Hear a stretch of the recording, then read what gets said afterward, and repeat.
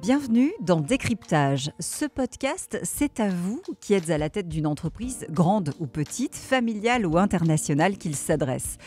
Car quel que soit votre business, une chose est sûre, demain, il aura changé. Et votre groupe, votre PME, votre TI avec.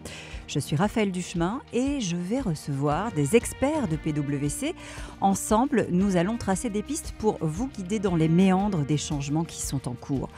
Non pas que nous soyons extra-lucides, mais ces transformations, eux, les ont vues venir. Et ce coup d'avance, eh bien, ils vont nous en faire bénéficier.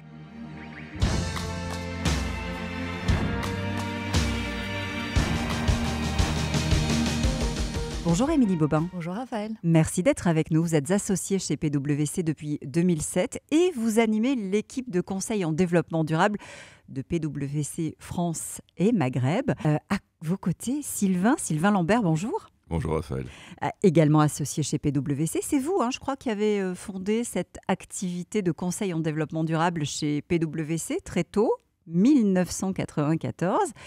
Et aujourd'hui, vous déclinez ce concept dans différentes activités de votre groupe, c'est-à-dire que vous appliquez en interne ce que vous prenez.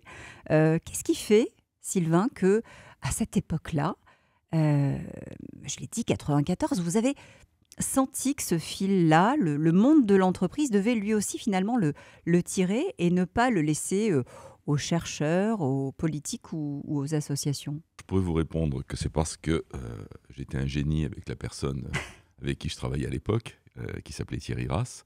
Mais en fait, il y a deux faits générateurs. Le premier, c'est Rio en 1992, donc, qui n'était que le 3e sommet de la Terre. En fait, il y en a eu 2 avant. Mais pourquoi celui-là? On en a beaucoup parlé, parce qu'on avait plus de 130 chefs d'État, de gouvernement qui étaient présents. Ça nous a marqué. Et on s'est dit que ça allait peut-être changer la donne. Et le deuxième fait générateur, c'est que c'était un sujet qui, sans avoir un engagement lourd, comme peuvent avoir des jeunes générations aujourd'hui, m'intéressait.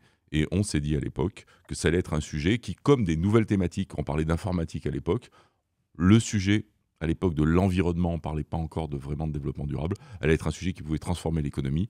Et donc, on aurait notre place à conseiller les entreprises sur ces questions-là. Depuis, effectivement, ça s'est confirmé. Vous avez, Émilie, avec Sylvain et aussi avec Frédéric Petitbon, coécrit un ouvrage publié chez Vuibert qui s'intitule « Il n'y a pas d'entreprise qui gagne dans un monde qui perd ». Ça s'appelle une punchline.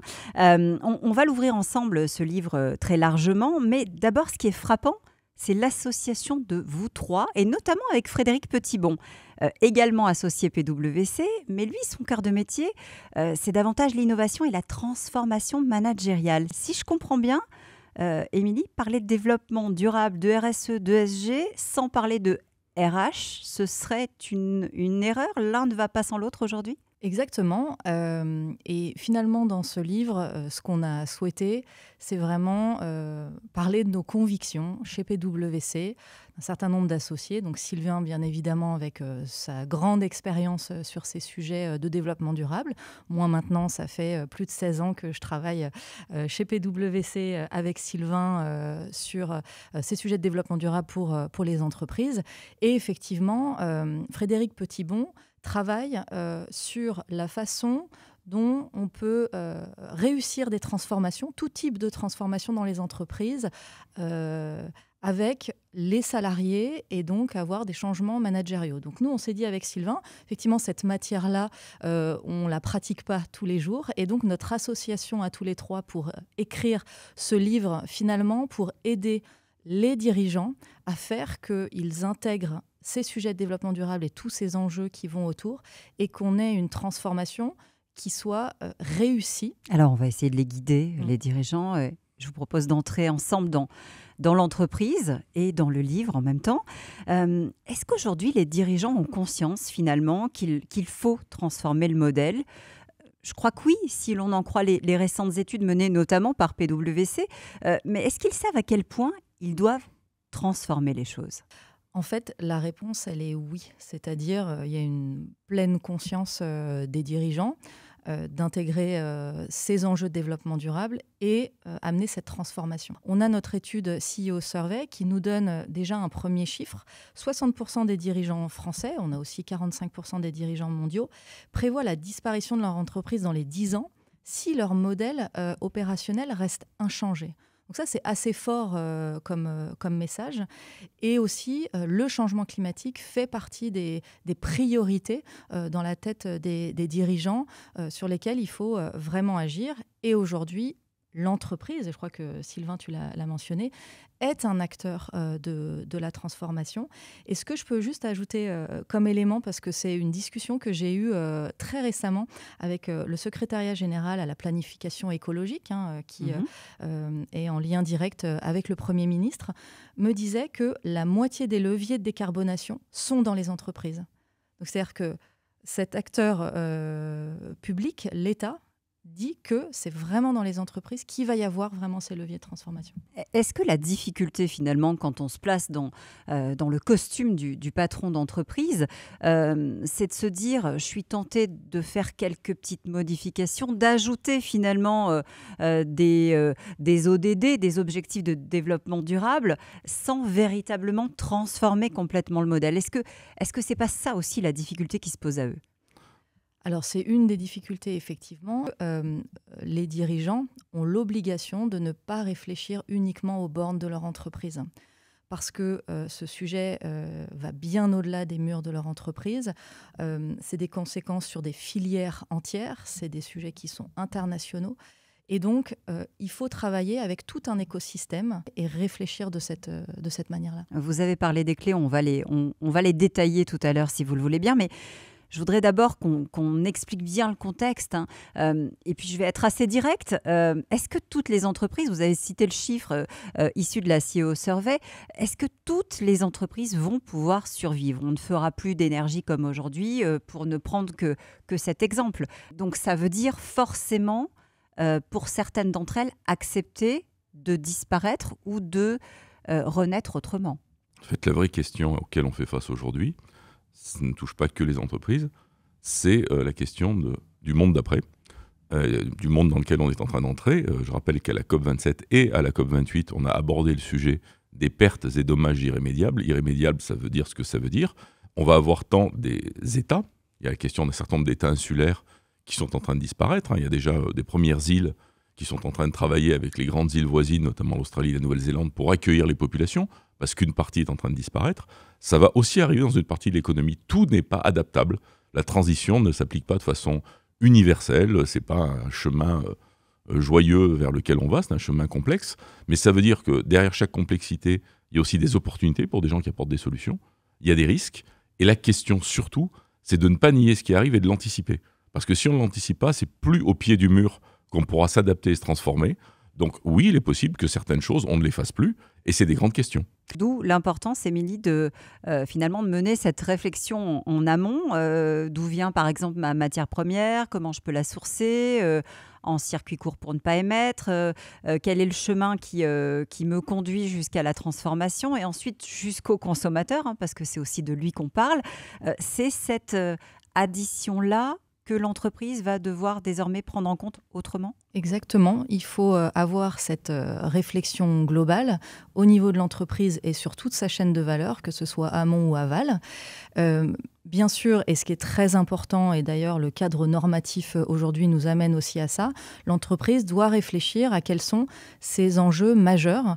Ces enjeux majeurs, ils vont s'exprimer en tant que risque et aussi opportunité. Ça, je pense qu'il ne faut pas l'oublier. Et c'est un des sujets qui peut être aussi motivant pour des dirigeants de se dire les enjeux de développement durable peuvent percuter leur business model avec un certain nombre de risques, mais il y a aussi des opportunités qui peuvent contrebalancer. Alors, comme disait Sylvain, on n'aura pas ça dans tous les cas selon les industries, mais avoir cette réflexion stratégique au niveau de la direction générale sur la façon dont ces enjeux vont impacter le business model de l'entreprise. Je pense que dans ce que dit Émilie, il y a vraiment ce sujet clé. Donc pour certains, c'est évident, il n'y a que des opportunités. Pour d'autres, il n'y a que des risques. Mais en moyenne, il y a aussi des opportunités majeures à saisir. Et sans anticipation, sans analyse réelle de ce qui arrive, il n'y aura pas d'opportunité. Je voudrais votre avis sur cette notion qui est souvent reliée au mot d'entrepreneuriat, qui est la notion de performance. C'était un peu l'alpha et l'oméga pendant longtemps. Est-ce que ça a vécu cette notion de performance ou est-ce que c'est son acception qui change? Elle était accolée avec le mot financière en général. Aujourd'hui, il va falloir que dans cette performance, on intègre justement la notion de RSE. La performance, culturellement, elle est assise sur de la donnée financière. Et d'ailleurs, on est une entreprise performante, on regarde un certain nombre de ratios financiers. À la fois notre conviction, mais ce qui est aussi en train de tracer les régulateurs. Pourquoi nous dit-on les? Parce que c'est le cas de l'Europe, mais c'est aussi le cas des États-Unis, de la Chine récemment, sont en train de suivre un chemin pour faire de l'information en matière de durabilité le pendant de l'information financière, pour que demain, dire qu'une entreprise est performante, s'il n'y a que l'information financière, on ne pourra pas dire qu'elle est performante. Il faudra les deux. C'est le chemin sur lequel on est engagé. Et bien évidemment, cette transformation de l'entreprise, compte tenu de tout ce qu'on est en train de se dire, elle va s'appuyer sur ces deux jambes d'analyse de la performance, la durabilité et la performance économique. Et les deux sont très liés. Si on a un énorme risque ou une énorme opportunité, on va le lire financièrement. 2028, 2030, 2035, 2040, ces échéances sont à la fois loin et proches de nous. Toutes correspondent à des changements qui s'opèrent pour le zéro carbone, pour l'entrée en vigueur de nouvelles normes, bref, pour essayer de bâtir un monde plus durable. Ça veut dire que nous sommes dans un laps de temps très court pour mettre tous ces changements en œuvre. Alors vous avez, Émilie, Sylvain, tracé un chemin avec 6 clés pour pouvoir finalement ouvrir plus facilement la voie. Refonder le modèle économique, c'est l'acte 1, en tout cas dans le livre. Comment on fait, Émilie? Il y a plein de choses qui percutent l'entreprise. Et donc, à un moment donné, on parle de refonder le modèle économique. Donc, une fois qu'on dit ça, derrière, il y a pas mal de complexité, pas mal de notions, d'ailleurs, dont on a parlé dans le débat public. Je mets les pieds dans le plat directement. La notion de décroissance, par exemple. Nous, ce qu'on dit, c'est la notion de droit à la croissance. Ce n'est pas la même chose. C'est-à-dire qu'on a un certain nombre d'activités, et certaines d'ailleurs sont transformées, par exemple, en ayant des activités autour de l'économie circulaire. Celles-ci, elles sont plus vertueuses pour l'environnement, et donc, et même aussi d'un point de vue social, on pourrait dire, et donc ces activités-là ont finalement le droit à la croissance. La décroissance pour tous, pour toutes les entreprises, ça n'a pas d'intérêt. Et donc, nous, on parle de droit à la croissance. Et on pense que c'est intéressant aussi, d'un point de vue des investisseurs. On travaille énormément pour les investisseurs.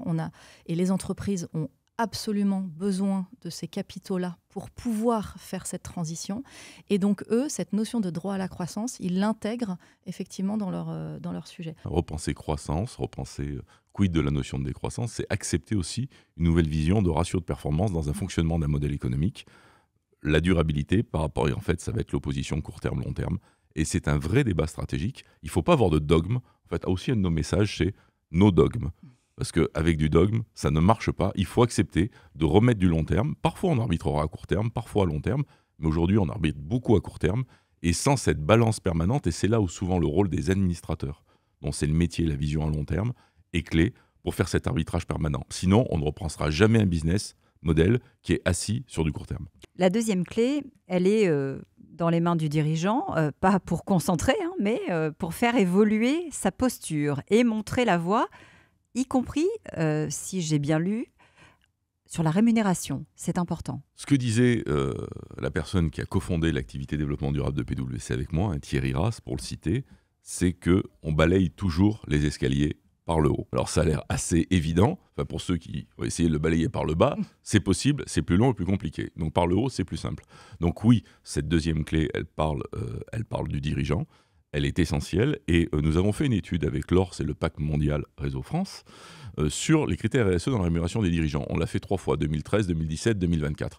Qu'est-ce qu'elle montre? Elle montre aujourd'hui dans la totalité du CAC 40, et très au-delà, la progression des critères RSE dans la rémunération des mandataires sociaux, des dirigeants, est à 100% présente, que c'est en croissance pour une autre population que les seuls dirigeants, et que les deux critères aujourd'hui très clés, en fait de ceux que l'on retrouve le plus, sont diversité et inclusion et émissions de CO2. Émilie, c'est ça qui va permettre finalement l'acte 3, à savoir embarquer les équipes, si on balaye par le haut, comme disait Sylvain. C'est la raison pour laquelle on voit émerger des raisons d'être pour justement pouvoir partager la philosophie des entreprises. C'est tous les étages, dans tous les étages que ça doit infuser. C'est vraiment une cohérence d'ensemble, et c'est là où on aime bien dire qu'on a l'excellence quand on a justement cette cohérence d'ensemble. Et bon, pour revenir quand même à cette clé, il faut absolument que ça vienne du dirigeant, parce que le dirigeant, il traite des sujets importants. Donc si c'est pas à son agenda, ça l'est moins, et donc il faut absolument que ce soit stratégique. Alors bien évidemment, après, dans l'entreprise, il faut que ça diffuse, puisque c'est pas uniquement le dirigeant qui va traiter de tous les sujets, mais il faut que ça vienne du dirigeant, de la dirigeante d'ailleurs. Et ensuite, c'est bien évidemment les équipes qui vont avoir les moyens, parce que quand ça vient du haut, c'est ça aussi, on a les moyens de la transformation, et tout ceci s'organise. C'est bien pour ça que Frédéric Petitbon, qui est l'associé qui a coécrit ce livre avec nous, c'est son quotidien aussi d'accompagner les entreprises pour organiser finalement cette transformation avec tous les salariés qui doivent se sentir concernés justement par la question dans leur propre métier. Dans la plupart des vrais changements de business model, des vraies transformations qui en parallèle ont créé de la valeur, mais qui n'étaient pas simples, 100% se sont faites avec des dirigeantes ou des dirigeants extrêmement présents et engagés. D'autres entreprises font des choses bien, mais si on veut tenir dans la durée et que ça marche, il n'y a pas le dirigeant, ça ne marchera pas. Alors, il y a aussi, et on avance évidemment dans les clés, la formation. Et ça, c'est un des piliers pour que la boîte à outils soit finalement un peu la même pour tous. Après, chacun vient piocher ce qui l'intéresse à l'intérieur. Mais il faut que la grille de lecture, elle soit identique du haut de l'entreprise au bas de l'entreprise. C'est dans ce sens-là et aussi dans l'autre sens. Pour traiter de n'importe quel sujet, il faut le comprendre. Enfin, ça paraît là aussi assez évident. Et donc, la formation de tous ces acteurs qui vont participer à la transformation de l'entreprise parce que l'entreprise est percutée par un certain nombre d'enjeux, il faut comprendre ces sujets-là. On a beaucoup parlé dans les enjeux de développement durable de changement climatique, par exemple, mais il n'y a pas que ces sujets. Dans certaines entreprises, certaines vont être vraiment percutées par des sujets sociaux assez lourds. Les droits humains, par exemple, dans la supply chain. On parle aujourd'hui beaucoup, et ça me réjouit qu'on en parle de plus en plus, des sujets de salaire décent, par exemple. Eh ben, il y a des définitions, il y a des façons d'aborder le sujet, parce qu'on est en France, on est en Europe, ou on est en dehors de l'Europe. Former les salariés à ces questions, et aussi les dirigeants. Et puis, il y a un autre élément sur la formation, c'est qu'on va avoir besoin de ressources, on va avoir besoin de gens, et il n'y a pas assez de gens compétents. Si je prends l'exemple de PwC, on se développe très fortement, on est près de 350 à 400 à travailler sur le développement durable aujourd'hui. Sur ces 350 à 400, et on était une centaine il y a 3 ans ou 4 ans, ceux qui sont arrivés, seulement 30%, c'est dans les nouveaux pour passer de 100 à 400, seulement 30% ont été recrutés. Ça veut dire que le reste, c'était des gens qui étaient déjà chez PwC, qui avaient déjà un travail, et donc qui ont été formés à des nouveaux sujets. Et les entreprises, c'est pareil, ils n'arriveront pas à recruter que des spécialistes qui existent, il va falloir former les gens, et c'est la meilleure approche possible. L'entreprise a un rôle à jouer, elle ne le joue pas seule. Et tout à l'heure, vous avez évoqué la notion de partenariat. Elle s'ouvre aussi, elle partage.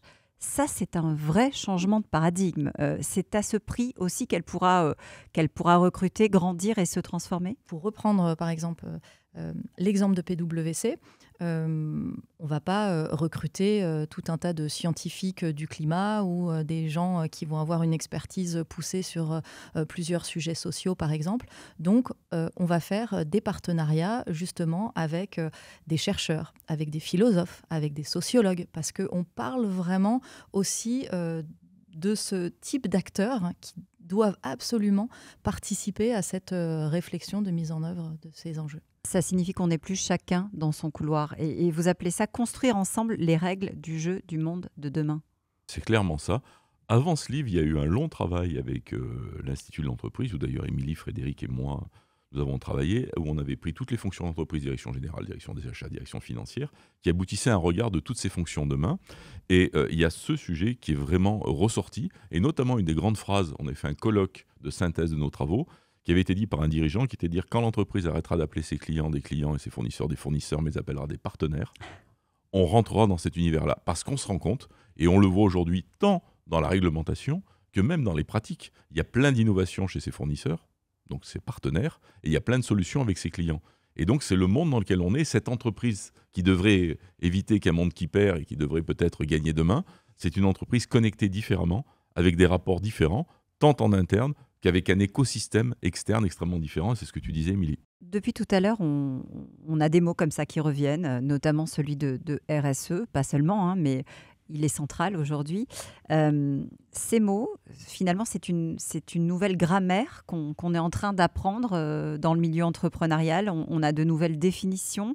On est en train de construire un monde nouveau, donc il faut un langage nouveau pour se parler et pour communiquer sur l'économie et sur l'entreprise. On entend quand même assez régulièrement des dirigeants ou des salariés d'entreprise, des collaborateurs qui vont dire on est complètement perdu avec tous ces acronymes. En fait, il ne faut pas être perdu.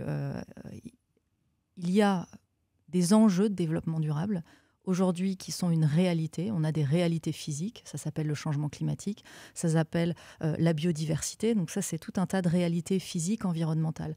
On a aussi des réalités sociales qu'il faut absolument adresser. Et donc, c'est ça, en fait, les enjeux de développement durable. Et appliqué à l'entreprise, on a appelé ça RSE.